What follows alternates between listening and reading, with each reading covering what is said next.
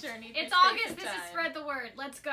Danielle, tell us about your book. Wait, that's not really it, is it? Is it the jacket that's making you so assertive? I just thought it would be funny. Oh my god. I'm sorry. Now I don't know what to do. Welcome to August's episode of Spread the Word. Oh, it's the last of the season. Oh, your tongue. My tummy It's is a made of special very intro almond. from Yes, Christen's and our stomach. co-host, Christen's stomach. It's very loud. Sorry. I really wanted McDonald's. Apparently that was a bad idea. Did you actually get it? Yeah. Oh, okay. At 6 So it's o'clock, Christen's I went- Nuggets. So I read Mrs. March by Virginia Feito. This book, guys. Man, I have read some really just cerebral, crazy-ass books this year. It's about a woman named Mrs. March, and her husband is a famous literary author. And he writes a book with this main character named Joanna, who is, in the book, they call her an unfuckable prostitute. So Mrs. March goes to the bakery every day to get a loaf of olive bread, and the woman working the counter sees Mrs. March and is checking her out and is like, oh, I saw your husband's new book, or I was reading it and it's so good. She's like, actually the main character reminds me of you. And Mrs. March, it is just a downward spiral from there. Yeah. So to give you kind of a picture of Mrs. March, she wears like fur coats. She's always like immaculately put together. She has these green kidskin gloves that she wears. Her husband got them for her. Even though it's not a color that she would pick out, she likes to wear them because she likes to seem like the kind of bold woman who would pick a color like this. And she goes home and is just like so upset about this. And that night they're having a launch party for her husband's book, and she keeps hearing people whisper. They're like, do you think that Mrs. March knows she was the influence for this character? And you don't really know if these conversations are actually being had. Or she's just like making it up. Yeah. She's so paranoid about it now. Yes, and she's very concerned with appearances. She obsesses about everything about this party. This is early on in the book, and you're already exhausted being in her head. So she is perceiving people talking about this at the party. So she is just like pissed at her husband. The next day, she goes into his study and she finds a newspaper clipping of a girl who was murdered in the town where he and his editor hunt. She thinks that he has murdered this girl. So this is happening while she's like obsessing about this whole thing with the book and the character, Joanna. And she starts to like imagine like gaggles of his fans like standing at the door waiting for her, and like phone calls, and she starts to see the paintings moving in their house. She's losing time. There's times where she'll come into the house and she can't remember if she's leaving or going. So there's like major psychosis happening here. You are in her head, and it is just the darkest like 300 some pages ever. Oh my god. Sounds terrifying. What's interesting is you learn about her past and her parents, where it's like they weren't just distant, they were cruel and neglectful a lot of the time, and she grew up in a rich family. As you're reading the book, she's thinking really just toxic things about herself and other people, and you still don't hate her.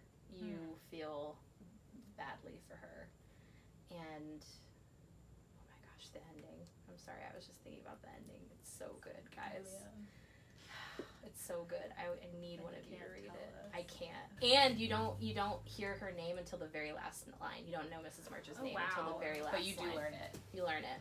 It's so dark and cerebral. There's a tie also to Virginia Woolf in it, isn't there? There's definitely, I mean, there is kind of like a Mrs. Dalloway thing going on with the way she holds herself and the way that she conducts these like parties. Flip side, where you know you're kind of seeing the like dark side of that. Read it, it's wonderful, but definitely make sure you're in the right headspace when you do it.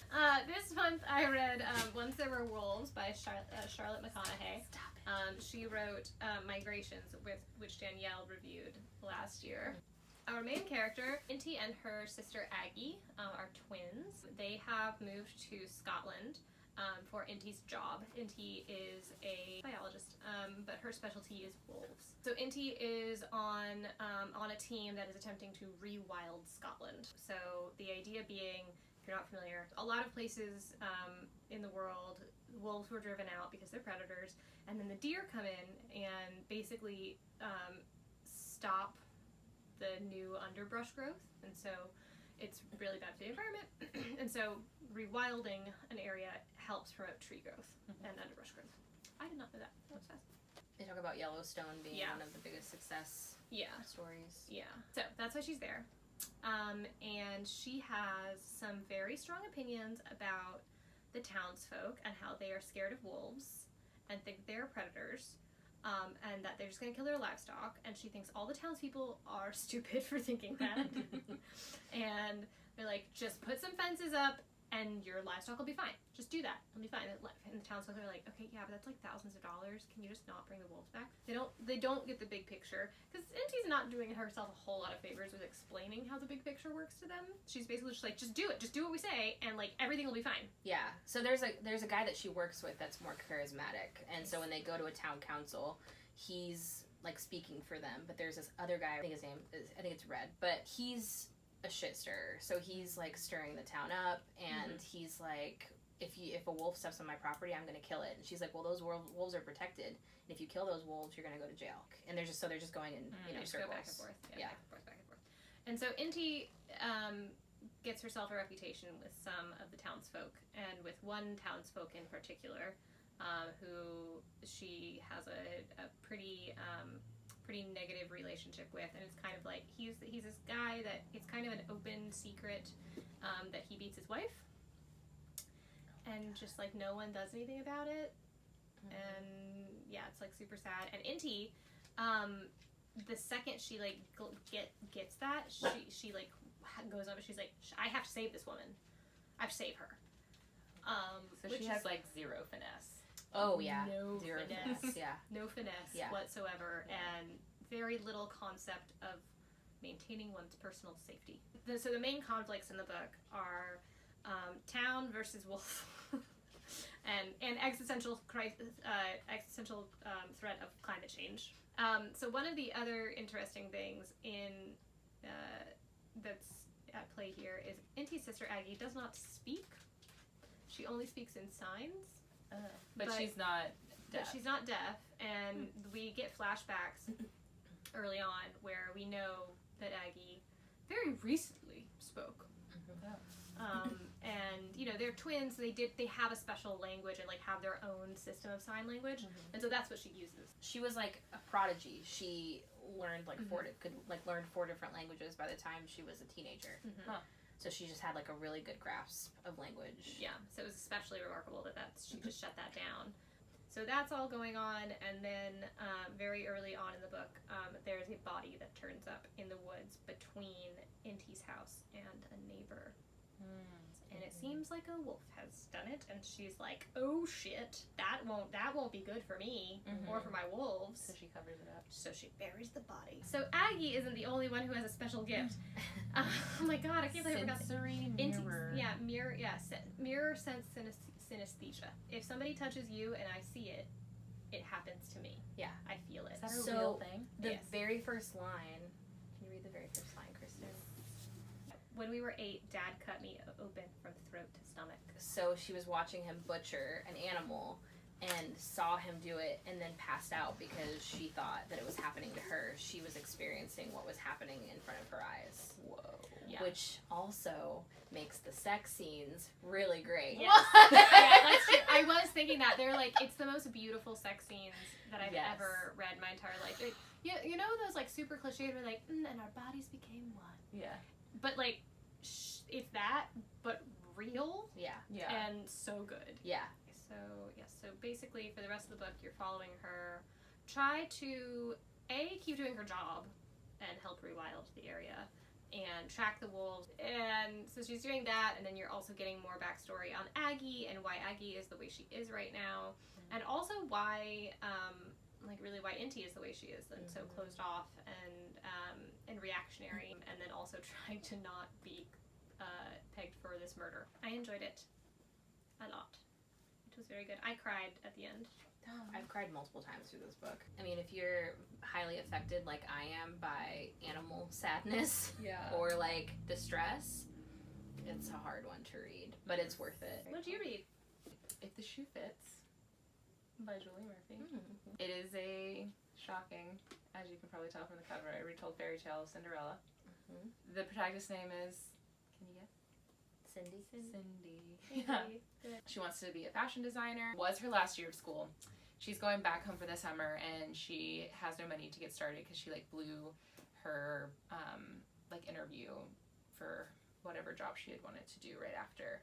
And she's like, well, I have no idea what my future's going to be now. So she goes back home for the summer because she's going to nanny for her stepmom to like make some cash and figure out what's going on in her life.